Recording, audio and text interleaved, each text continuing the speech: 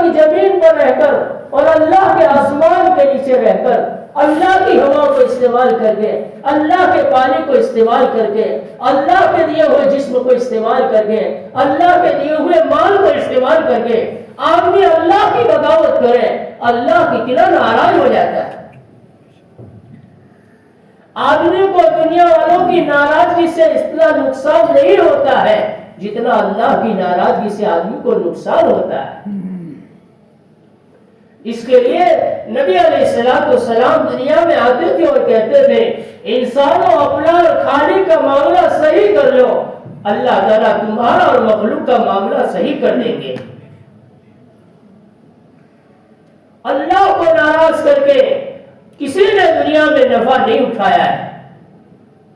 بڑے بڑے پہلوان، بڑے بڑے مالدار اور بڑی بڑی کرسی والے اس دنیا میں آ کر گئے ہیں، اللہ کی نافرمانی میں آئے ہیں، اللہ نے ان کو نہیں چھوڑا ہے۔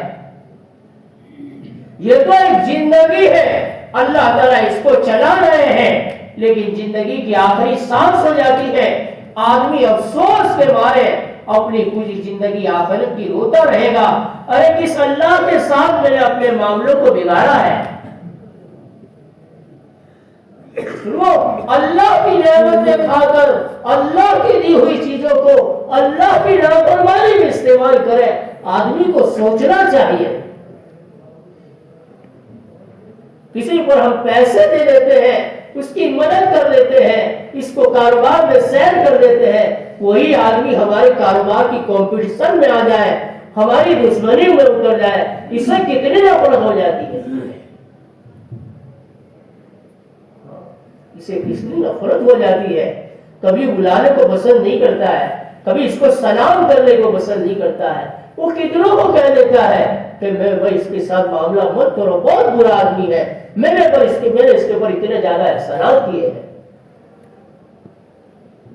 وہ اللہ ہمارے پر احسان کرتا ہے، انعام پر انعام برساتا ہے۔ ایک جانور کے گوشت کو ہم کھا رہے ہیں، اللہ اس جانور کی پرورش کتنے سال تک کرتے ہیں، کتنے سال تک جانور کی پرورش کرتے ہیں، وہ جانور کا گوشت ہمارے دسترخوان پر آ جاتا ہے۔ سوچے دوستوں، ہم کس کو ناراض کرتے ہیں، ہم کس کی نافرمانی کرتے ہیں۔ اتنا بڑا آسمان بنانے والا رب، اتنی بڑی زمین بنانے والا رب اور اتنے بڑے دنیا کے نظام کو چلانے والے رب کے سامنے، اس کے سامنے آدمی نافرمانی کرے اور اس کو ناراض کرے، تو وہ یہ آدمی اللہ کی زمین پر رہ کر اللہ کو ناراض کر کے دنیا میں راحت نہیں پا سکتا۔ اللہ کی زمین پر رہ کر اللہ کی دی ہوئی زندگی سے اللہ کو ناراض کر کے اس دنیا میں سکون سے نہیں رہ سکتا، اور اس کی حفاظت نہیں ہے۔ وہ ہم اللہ کو راضی کریں، اللہ کی اطاعت کریں، اللہ کی فرمانبرداری کریں۔ ارے دو جہاں کے سردار ہے محمد رسول اللہ صلی اللہ علیہ وسلم ہے، جس کے صدقے میں اللہ نے ساتوں زمین کو بنایا، ساتوں آسمان کو بنایا، وہ محمد رسول اللہ صلی اللہ علیہ وسلم اتنی زیادہ محنت کرتے ہیں، اتنی زیادہ تعریف کا سفر کرتے ہیں، اللہ کی نسبت پر مار کھاتے ہیں، اور آپ نے پورا حق ادا کر رہے ہیں اللہ کے دین کی دعوت کا۔ اور آپ جب ان سریوں سے، ان تکلیف دینے والوں سے جب آپ کو اطمینان ہوتا ہے، آپ ایک طرف بیٹھ کر جو الفاظ میں دعا کرتے ہیں وہ ہمارے لیے عبرت ہے۔ پیارے آقا صلی اللہ علیہ وسلم اللہ سے دعا مانگ رہے ہیں اور کہہ رہے ہیں اے اللہ تو ناراض نہیں ہے تو مجھے کسی کی بھی پرواہ نہیں ہے، اگر تو ناراض ہے تو تیری ناراضگی کو دور کرنا اس وقت تک ضروری ہے تو تو راضی نہ ہو جائے۔ کیا الفاظ ہے محمد رسول اللہ صلی اللہ علیہ وسلم کے، ہماری کیا حیثیت ہے، کیا ان الفاظوں میں میں نے اپنے گناہوں سے اللہ کے سامنے توبہ کی ہے۔ اس کے لیے حضرت شیخ نے عبرت کی باتوں میں لکھا ہے، ایک آدمی دنیا میں ہنستا ہے اور اسے خبر نہیں ہے کہ وہ میرا اللہ مجھ سے راضی ہے یا ناراض ہے۔ وہ کس بات پر ہنس سکتا ہے؟ اس کے لیے اس زمین پر ایسے بزرگ گزرے ہیں کہ ہنستے نہیں ہیں۔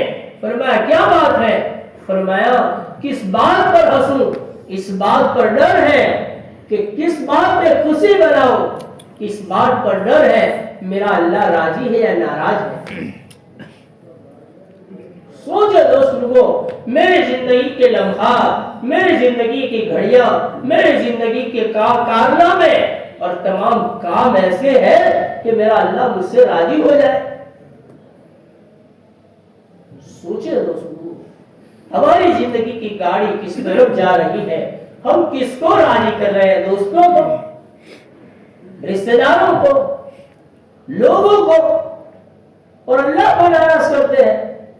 کیا ہماری کمائی آخرت کی ہے اس میں؟ اس کے لیے اللہ پاک نے کلام پاک میں کہا، جس کا مفہوم اور خلاصہ ہے، کیا یہ تمہارا گمان ہے؟ کیا یہ کہ تم ہمارے پاس واپس نہیں لوٹائے جاؤ گے؟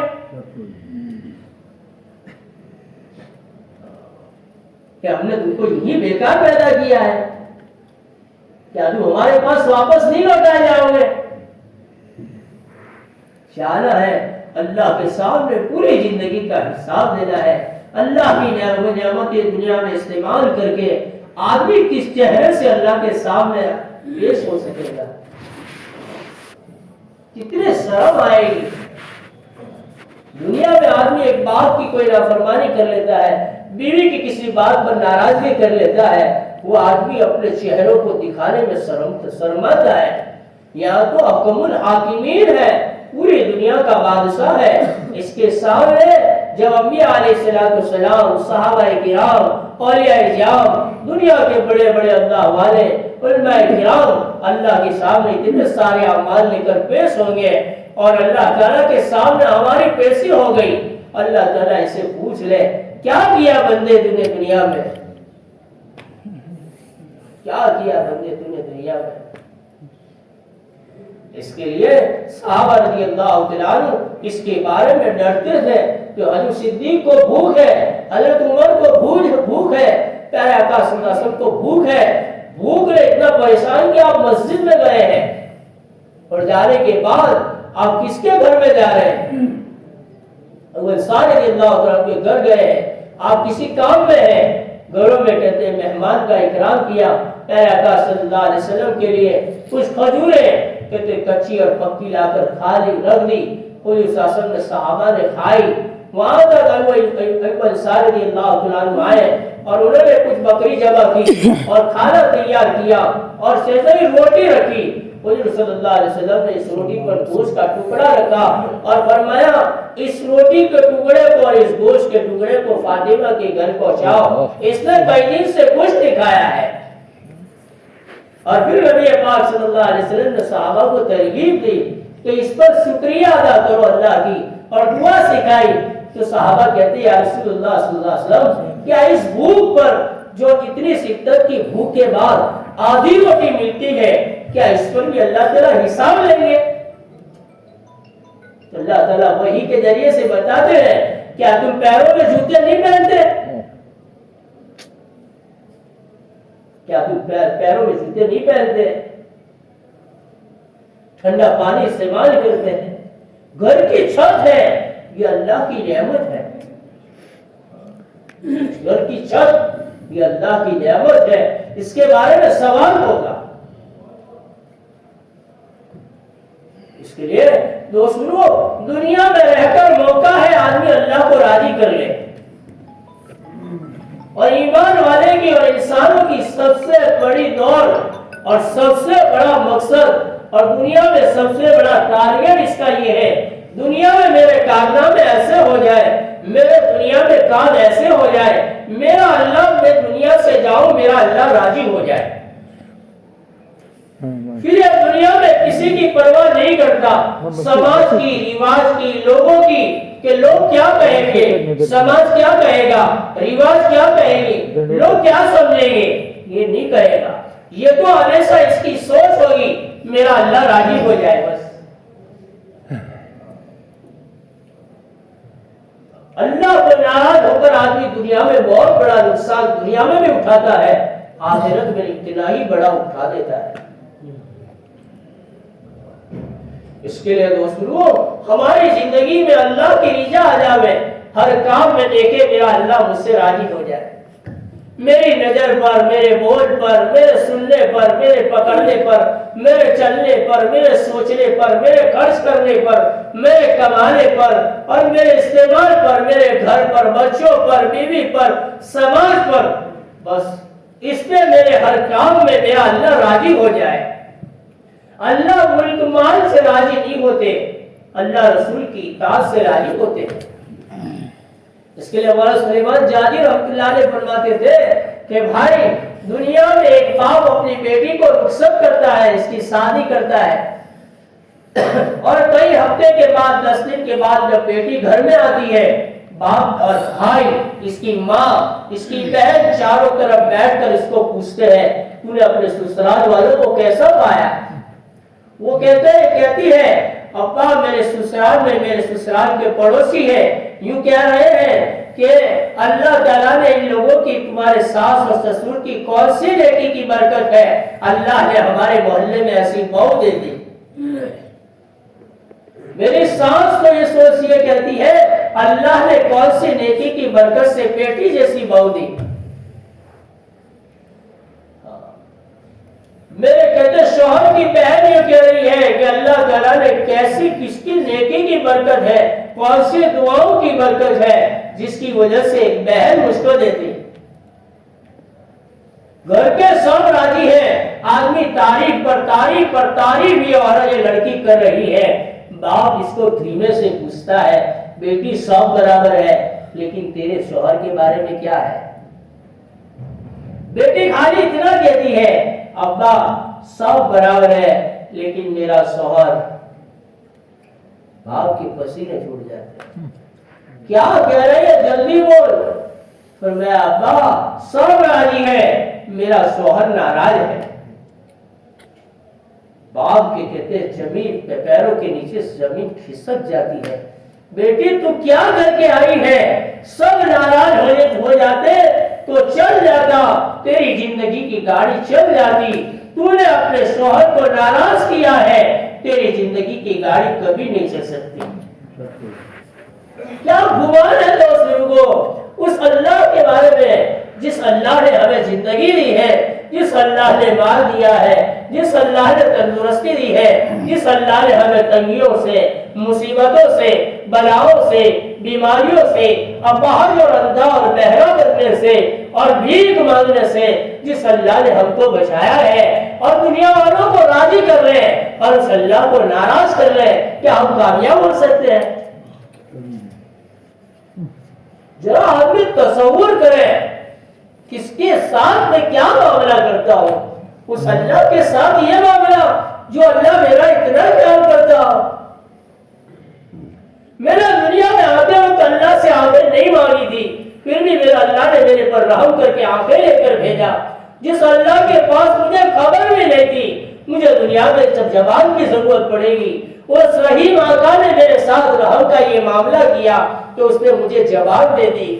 میں دنیا میں آنے والا تھا، مجھے خبر بھی نہیں تھی مجھے ہاتھوں کی ضرورت پڑے گی، اس رحیم آقا نے مجھے ہاتھ کو لے کر دنیا میں بھیجا۔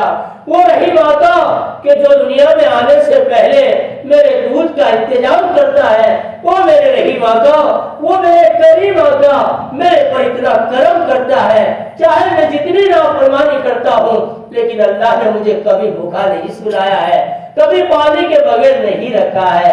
اس اللہ کے ساتھ میں کیا کرتا ہوں؟ تو اس کو سوچنا چاہیے۔ اللہ کی رضا کے اندر آدمی کو دوڑ لگانی چاہیے۔ کس کی رضا ہے؟ مالک کی رضا ہے۔ میرا سب لٹ جائے، میرا سب کھو جائے، میری ساری چیزیں چلی جائے، بلکہ میری زندگی بھی چلی جائے اور اس پر بھی میرا اللہ راضی ہو جاتا ہے تو میرے لیے سستا سودا ہے۔ اس مالک کا حق یہی ہے، اس مالک کی نافرمانی کبھی نہ کی جائے، اس مالک کا حق یہی ہے، اس مالک کی اطاعت کی جائے، اس کے سامنے سجدے کیے جائے، اس نے جو بات کہی گئی ہے اس پر اطاعت کی جائے، اس کی فرمانبرداری کی جائے، اس مالک کو ہمیشہ راضی رکھنے کی کوشش کی جائے۔ اس کے لیے اللہ رب العزت نے محمد رسول اللہ صلی اللہ علیہ وسلم کو دنیا میں بھیجا اور انسانوں کو سمجھایا، او انسانوں تم مجھ سے راضی کرنا چاہتے ہو، تم میری رضا چاہتے ہو، تو اس کے لیے میرے آقا میرے نبی محمد رسول اللہ صلی اللہ علیہ وسلم کے طریقوں کو اختیار کر لو، تم دنیا میں کامیاب ہو جاؤ گے، میری رضا تک پہنچ جاؤ گے، میری ذات تک پہنچ جاؤ گے۔ میں اسی عمل کو قبول کرتا ہوں جو عمل میرے آقا محمد رسول اللہ صلی اللہ علیہ وسلم کے طریقے کے مطابق ہوگا، میرے وہ نبی کے طریقے کے مطابق ہوگا، یہ مجھے پسند ہے۔ میرے نبی محمد رسول اللہ صلی اللہ علیہ وسلم کے طریقوں کے مطابق زندگی گزارے۔ اللہ کو کوئی عمل نبی کے طریقے کے خلاف پسند نہیں ہے۔ نماز جیسی اہم عبادت ہے، نبی کا طریقہ نہیں ہے، اللہ کی وہاں اللہ کے دربار میں وہ نماز قبول نہیں ہے، اللہ پسند نہیں کرتے۔ سفیان ثوری رحمۃ اللہ علیہ اتنے بڑے کہتے اللہ کے ولی گزرے ہیں جن کو ثوری کہتے ہیں، ان کی زبان میں بیل کو کہتے ہیں، گائے کا بڑا آتا ہے نا، بیل کو کہتے ہیں، یہ تو اللہ والے تھے، اللہ والے ہوا کرتے ہیں۔ وہ کہتے ہیں ذرا مسجد میں داخل ہونے سے ترتیب تھوڑی ہٹ گئی، آپ نے بھول سے الٹا پیر مسجد میں رکھ دیا، اللہ نے کہہ دیا اے سور بیل، یعنی اللہ نے ٹوکا۔ کس بنیاد پر؟ مسجد میں الٹے پیر سے آ رہے ہیں۔ سنو، اس اللہ کو پیارے آقا صلی اللہ علیہ وسلم کی ہر ادا پسند ہے۔ آپ نے جب کہا کرتے تھے چادر اوڑی ہے، آپ کو اللہ کہہ رہے کالی کملی والے، اور کہتے آپ نے جلفے رکھے ہیں، آپ کو جلفے والے کہتے ہیں۔ اللہ کو محمد رسول اللہ صلی اللہ علیہ وسلم کی ہر ادا پسند ہے۔ اللہ تک کوئی آدمی پیارے آقا صلی اللہ علیہ وسلم کے طریقے سے ہٹ کر نہیں ہو سکتا۔ اس کے لیے اللہ تک پہنچنے کے لیے نبی صلی اللہ علیہ وسلم کے طریقے ہیں۔ اس کے لیے اللہ والوں کو ملا کرتے ہیں۔ اس اللہ والے سنا کہ بہت بڑے اللہ والے آئے ہیں، بہت بڑے اللہ والے آئے ہیں، وہ کہتے ہیں سوچو لو بھائی اللہ والوں کو ملنے چلے جاوے، اپنے ساتھیوں کو لے کر اس راستے پر چلے۔ اور ساتھ کے ساتھ میں چلنے والے جو پہچانتے تھے انہوں نے کہا جو سامنے سے آ رہے ہیں یہی اللہ والے ہیں۔ تھوڑے دور چلے، اس کہتے اللہ والوں کے قریب پہنچنے سے پہلے کہا چلو بھی واپس چلو۔ بھئی کیا بات ہے حضرت، اتنے دور لمبا سفر کر کے اس بزرگ کو ملنے آئے اور آپ کہتے ہیں ان کو مل ہی رہے ہیں، واپس چلو کیوں کہتے ہیں؟ فرمایا جس کا تھوکنا میرے نبی کے طریقے کے خلاف ہو وہ اللہ والا نہیں بن سکتا، اس نے تھوکنے کا طریقہ غلط ہے، یہ اللہ والا نہیں بن سکتا۔ اللہ تک پہنچنے کا واحد راستہ محمد رسول اللہ صلی اللہ علیہ وسلم کا ہے۔ اللہ کو وہی زندگی محبوب ہے، اللہ کو وہی زندگی پسند ہے، اسی زندگی سے اللہ دنیا آخرت میں آدمی کو کامیاب کرتا ہے۔ تو بزرگوں اس پیارے آقا صلی اللہ علیہ وسلم کے طریقوں کے ساتھ ہماری زندگیوں کو آراستہ کیا جائے، ہماری دکانوں کو سجایا جائے، اس پیارے آقا صلی اللہ علیہ وسلم کے طریقوں سے ہماری شادیوں کو سجایا جائے، ہماری زندگیوں کو سجایا جائے۔ دوست بزرگوں اس سے ہٹ کر جو راستہ اختیار کرے گا کبھی منزل تک اللہ اس کو نہیں پہنچائے گا، کبھی اللہ رسول کی اطاعت کو چھوڑ کر آج تک کوئی کہتے منزل تک نہیں پہنچا ہے اور قیامت تک اللہ کسی کو نہیں پہنچائے گا۔ اللہ رسول کی اطاعت کو چھوڑ کر آدمی منزلیں تلاش کرتا ہے، اس منزل پر اللہ تعالیٰ اس کو نہیں پہنچنے دیتے، چاہے مال کے اعتبار سے ہو، چاہے عزت کے اعتبار سے ہو، چاہے صحت کے اعتبار سے ہو، چاہے دنیا کی چیزوں کے اعتبار سے ہو، آدمی کو اللہ تعالیٰ وہ منزل تک نہیں پہنچنے دیتے۔ ہماری زندگیوں میں پیارے آقا صلی اللہ علیہ وسلم کے ایک ایک طریقے آج ہمیں کھانے میں، پینے میں، کمانے میں، خرچ کرنے میں، لین میں، دین میں، شادی میں، ہمارے گھروں میں، لباس میں پیارے آقا صلی اللہ علیہ وسلم کے طریقوں کو ہماری زندگیوں میں لایا جائے۔ وہ پیارے آقا صلی اللہ علیہ وسلم ہے جو ہم سے ہماری ماں سے زیادہ روئے ہیں۔ کسی بھی دنیا میں کسی کی ماں نے اپنی اولاد کے لیے اتنا نہیں روئے جتنا محمد رسول اللہ صلی اللہ علیہ وسلم اپنی امت کے لیے روئے ہیں۔ اور کسی ماں نے اپنے اور کسی باپ نے اپنے بیٹے کی اتنی آخرت کی فکر نہیں کی ہے جتنی محمد رسول اللہ صلی اللہ علیہ وسلم نے اپنے ایک امتی کی فکر کی ہے۔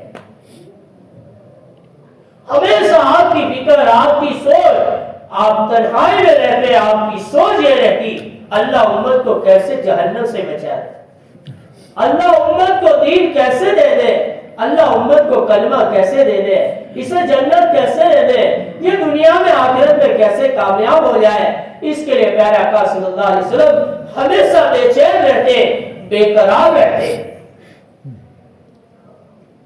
اس کے لیے اللہ علیہ فرماتے ہیں جب پیارے آقا صلی اللہ علیہ وسلم کی آخری وقت ہے، آپ جبرائیل علیہ السلام آ کر کہہ رہے ہیں یا نبی اللہ صلی اللہ علیہ وسلم، جبرائیل کہتے ملک الموت، موت کا فرشتہ کہتے دروازے کے باہر ہے اور اللہ تعالیٰ آپ کی ملاقات کا منتظر ہے، اور یہ ملک الموت آپ سے اجازت مانگتے ہیں، اگر کہتے آپ اجازت دیں تو یہ روح قبض کرے اور آپ کے پاس آوے۔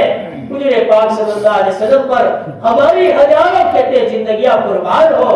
پیارے آقا صلی اللہ علیہ وسلم نے حضرت جبرائیل علیہ السلام سے فرمایا او جبرائیل اللہ سے پوچھ لو میرے جانے کے بعد میری امت کے ساتھ کیا معاملہ کریں گے۔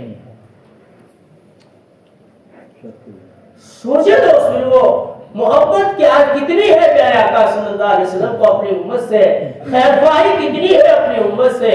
اور وہ کہتے ہیں حضرت حسین حسن کی فکر نہیں کر رہے ہیں، حضرت فاطمہ کمزور ہے کس کی فکر نہیں کر رہے ہیں، اپنے گھرانے کی ازواج مطہرات کی فکر نہیں کر رہے ہیں کہ میرے جانے کے بعد میری اولاد میں لڑکا نہیں ہے تو میری کہتے ان بیویوں کی کون فکر کرے گا، لیکن رسول کو فکر ہے تو امت کی فکر ہے اور کہہ رہے ہیں کہ جبرائیل اللہ سے پوچھ لو میرے جانے کے بعد میری امتیوں کے ساتھ اللہ کیا معاملہ کریں گے۔ جبرائیل علیہ السلام اللہ سے جا کر پوچھ کر آتے ہیں اور جواب میں کہتے ہیں کہ جبرائیل کہتے ہیں یا نبی اللہ صلی اللہ علیہ وسلم اللہ تعالیٰ کہہ رہے ہیں کہ آپ کے جانے کے بعد آپ کی امت کو سنبھال لیں گے۔ پھر پیارے آقا صلی اللہ علیہ وسلم نے کہا میں آپ کے ساتھ آنے کے لیے تیار ہوں۔ پھر پیارے آقا صلی اللہ علیہ وسلم نے صحابی سے فرمایا اس پر کہتے مسجد کی دیوار سے وہ پردہ تھا، آپ نے کہتے عائشہ رضی اللہ عنہا کے گھر میں ہے، آپ نے فرمایا اس پردے کو تھوڑی دیر ہٹا لو۔ آپ نے محبت بری نگاہ سے امت کو دیکھتے رہے اور اسی حالت میں دنیا سے چلے گئے۔ ارے اس نبی کے دامن کو چھوڑ کر، اس نبی کی زندگی کو چھوڑ کر جس نبی نے ہمارے لیے اتنی ساری تکلیفیں اٹھائی، ہماری فکر کی، رات دن ہمارے لیے رونے میں گزارا، ہماری دھول میں لگائی، ہماری فکر میں لگایا، اس نبی کو کیسے بھول سکتے ہیں لباس میں، اس نبی کو کیسے بھول سکتے ہیں کھانے میں، اس نبی کو کیسے بھول سکتے ہیں چہرے میں، اس نبی کو کیسے بھول سکتے ہیں گھر کی خوشیوں کی شادیوں میں، دوسروں کمائیوں میں، اس نبی کے دامن کو کیسے چھوڑ سکتے ہیں جو نبی دنیا میں بھی ہمارے لیے رحمت بن کر آئے، آخرت میں بھی ہمارے لیے رحمت ہی رحمت ہے۔ اس پیارے آقا صلی اللہ علیہ وسلم کو ہم کیسے چھوڑ سکتے ہیں رسول کو، جس پیارے آقا صلی اللہ علیہ وسلم نے 7 دن کی بھوک کے بعد ہمیں یاد کیا ہے، ہماری مغفرت کو یاد کیا ہے۔ اللہ والے فرماتی ہے پیارے آقا صلی اللہ علیہ وسلم نے فجر کی نماز پڑھائی، آپ فجر کی نماز پڑھ کر حضرت فاطمہ رضی اللہ عنہا کے گھر تشریف لے گئے، آپ نے دستک دی، اندر سے فاطمہ رضی اللہ عنہا نے دروازہ کھولا، پیارے آقا صلی اللہ علیہ وسلم اندر تشریف لے گئے۔ پیارے آقا صلی اللہ علیہ وسلم نے حضرت فاطمہ رضی اللہ عنہا سے فرمایا فاطمہ میں تیرے گھر میں اس لیے آیا ہوں تیرے گھر میں کوئی کھجور ہو، کوئی کھجور کا ٹکڑا ہو، کوئی روٹی ہو، روٹی کو ٹکڑا ہو تو دے دے۔ فاطمہ تیرے باپ کے پیٹ میں 7 دن سے کوئی کھانے کی چیز نہیں گئی۔ اتنا سننا تھا، حضرت فاطمہ رضی اللہ عنہا رو پڑی۔ روتے روتے فرمایا ابا جان پہلا موقع ہے، آپ نے مجھ سے کھجور مانگی، کھجور کا ٹکڑا مانگا، آپ نے مجھ سے روٹی مانگی، روٹی کا ٹکڑا مانگا، ابا جان میں بھی 3 دن سے بھوکی ہوں، قربان جائے پیارے آقا صلی اللہ علیہ وسلم پر۔ تو بزرگوں اس وقت فاطمہ کی بھوک کی فکر نہیں کی، فرمایا فاطمہ تھوڑا صبر تو کر لے، تھوڑا صبر میں کر لوں، اللہ میرے پیچھے آنے والے امتیوں کی نجات فرما دے، مغفرت فرما دے۔ تو وہ سوچے جو نبی 7 دن کی بھوک کے بعد ہماری مغفرت کی فکر میں لگا ہو، اس نبی کو سالیوں میں بھول جائے، دوستوں کی محفلوں میں بھول جائے، ارے دسترخوان پر بیٹھ کر اس نبی کو بھول جائے، تو اس لوگوں ہماری زندگیاں کہاں چلی گئی؟ ہمیں کیا ہو گیا؟ ہم نے کس کو سمجھ لیا ہے اپنا پیشوا؟ ہم نے کس کو اپنا رہبر سمجھا ہے؟ ہم کس کے طریقے پر چلتے ہیں؟ ہم کہاں جا رہے ہیں؟ ان دشمنوں کے طریقے پر جنہوں نے پتھر مار کر مکے سے نکالا ہے اور آپ پر مجھ کی کھول ڈالی ہے، آپ کے دوپٹے کو لگا کر آپ کو کہتے ہیں بیت اللہ میں گھسیٹا ہے، آپ پر ٹائی پہ پتھر برسائے ہیں، جس چہرے انور پر آپ اللہ تعالیٰ کو مکی بیٹھنا پسند نہیں تھا، اس چہرے انور پر لوہے کی کھول ڈالی جاتی ہے۔ دوستو ایسے نبی کو بھول سکتے ہیں، ایسے نبی کے طریقوں کے سب بھول سکتے ہیں؟ اللہ میں معاف فرمائے، ہم تو دوستو جانوروں سے پیچھے ہو گئے۔ ارے جانور نبی کو پہچانتے تھے۔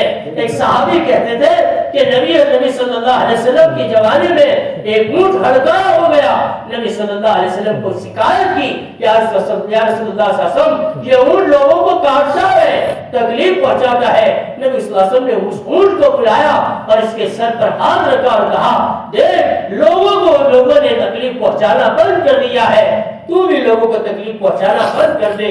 یہ اونٹ نے ہڑکایا اونٹ، پاگل اونٹ، اس نے بھی نبی صلی اللہ علیہ وسلم کو پہچانا۔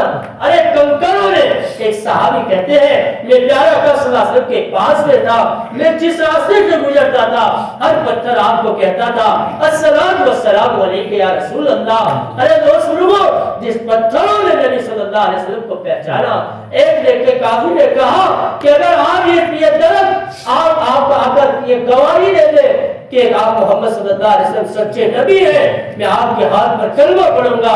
حضور پاک صلی اللہ علیہ وسلم نے اس درخت کو گواہی دینے کو کہا، یہ درخت زمین کو چیرتا ہوا آپ کے پاس کھڑا ہو گیا اور اس نے کہتے ہیں کلمہ پڑھا۔ دوست لوگوں یہ تو کہتے ہیں چیزوں کا حال ہے، ہمارا کیا حال ہے؟ ہم اشرف المخلوقات ہیں، اللہ کے نبی کو پہچانتے ہیں، ہم اپنی زندگیوں کے روح کو دوستوں صحیح کریں۔ اس پیارے آقا صلی اللہ علیہ وسلم نے ہمیں ایک زندگی سکھائی ہے، جس زندگی کو محمد رسول اللہ صلی اللہ علیہ وسلم کی زندگی کہتے ہیں۔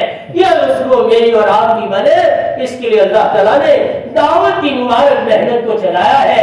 اس محنت سے یہی بات چاہی جاتی ہے، اللہ کرے دنیا میں بسنے والا ہر انسان جہنم کی آگ سے بچ جائے، جنت والے راستے پر پڑ جائے، تلنے والی زندگی بن جائے۔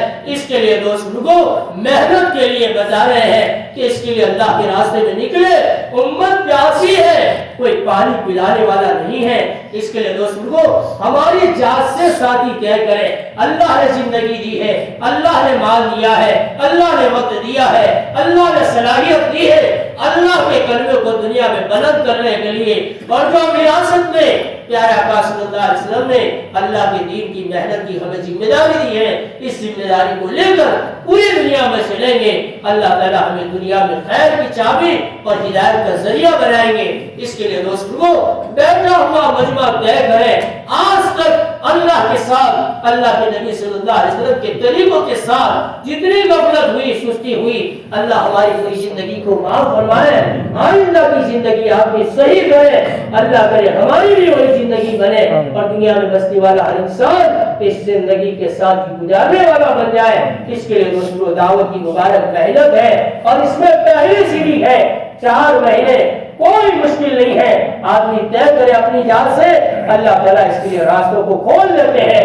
اس کے لیے دوستوں ہمت کر کے بتائیں، کوئی کہتا ہے انشاءاللہ اللہ کے کلمے کو دنیا میں بلند کرنے کے لیے اور یہ کلمہ میری زندگی میں آ جائے، اس کے لیے 4 مہینے اللہ کی نسبت پر اللہ کو راضی کرنے کے لیے میں تیار ہوں۔ اس کے لیے ہمت کر کے بتاؤ، کوئی کہتا ہے انشاءاللہ میں 4 مہینے کے لیے تیار ہوں۔